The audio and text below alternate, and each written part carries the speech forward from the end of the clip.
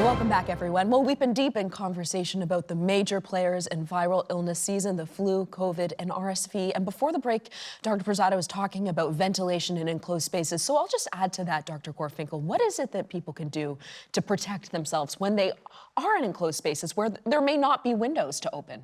Right. Ideally, if there are, they should be opened. And doors should be open to maintain that airflow. Think about it, even when sitting on a plane, turning on that little nozzle so that the air is directed downward, pushing the virus downward. These things all make a difference. And finally, single individual HEPA filtration units have been found to make a difference as well in reducing the amount of virus circulating in the air. Because think about it, we're going to get it in one of three ways: aerosols, droplets, or by surface touching. You know, that's cold viruses, that's flu viruses, touching the surface, then touching our face and injecting ourselves with a virus. Now, one of the diseases we haven't touched on just yet, Dr. Vaisman, is pneumococcal disease. And as I understand, there's 4 different vaccines that are available. And it's interesting because we were saying in the break, before COVID, I don't remember people fixating on what type of vaccine to get and for what. But now people are talking about these things. They're thinking about these things. So what should people know as it pertains to pneumococcal disease and the various vaccines that are out there that are available, and when they should be getting them? So the pneumococcus is a bacteria that people can get, especially those who are immunocompromised or are vulnerable in some way. The 2 most commonly used that you'll see on the vaccine schedule, for example, for kids, is Prevnar, which is what's called has 13 strains of the pneumococcus infection that can be given to individuals. This is part of the routine immunization schedule for babies. It's also indicated for individuals who are at higher risk of invasive pneumococcal disease, including people who have some comorbidities, who have stem cell transplant, for example, or who have other issues that make their immune system weakened. The other is a pneumovax that's commonly used, which is 23 valent, and that's also used in individuals who have certain risk factors, generally lifestyle risk factors that put them at higher risk of invasive pneumococcal disease. Pneumococcus is an infection you can get all year round, although it does happen a little bit more frequently in the wintertime because it can be opportunistic when people get viral influenza or other viral respiratory infections. But the vaccination is provided all year round, and there is a specific schedule that's associated with providing these vaccines. So basically, the bottom line is for individuals who are over the age of 65 or individuals who have any significant comorbidities is to inquire with your family physician about getting the vaccines started. All right, let's get back to our questions from our audience. From Virginia, we get the first one. She emailed us. Here's what she writes. I'm a very healthy 70-year-old. I have all my COVID shots. I always get my flu shot. I eat well and exercise and look after myself as I age. Do I still need to get the pneumococcal vaccine? You Dr. rock, Gorfinkel. Virginia. That's the 7-year-old I want to be. That's for sure. So do you? Absolutely. Vaccines are like the ultimate insurance policies. We vaccinate the many to prevent the severe complications in the few. Let's talk about that pneumococcal for a minute.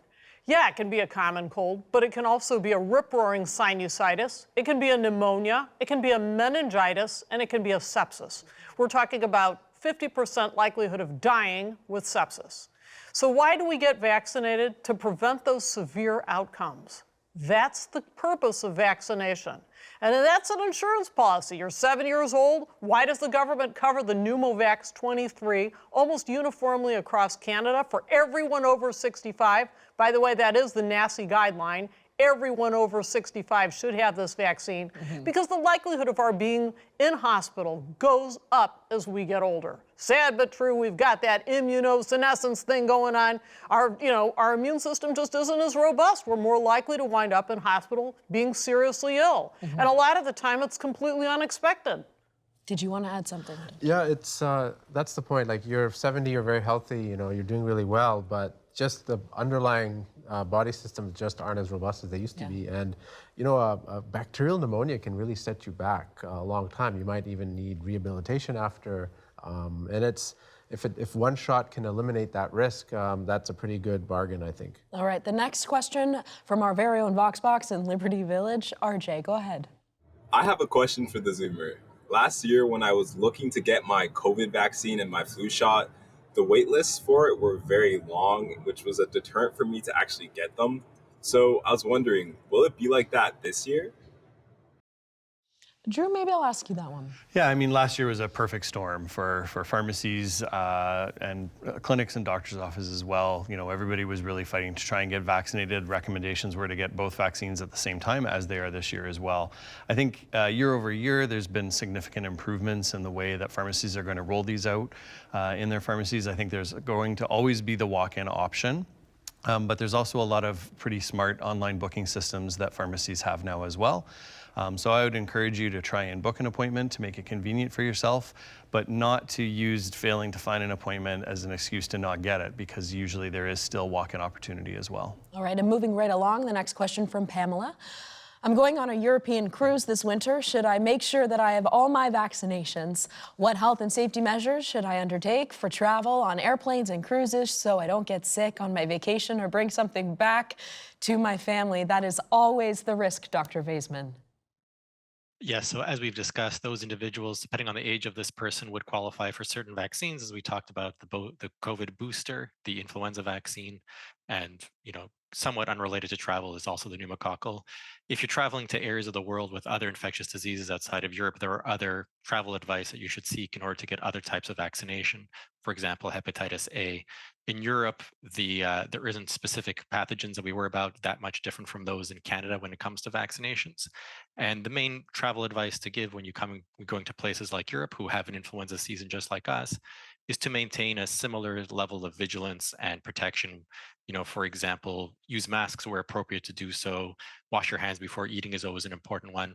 Make sure you are aware of what medical facilities are available and how to access medical care. But basically, that advice regarding travel to Europe hasn't significantly changed over the last few years. All right, on that note, let's take a short break. We'll be right back with more.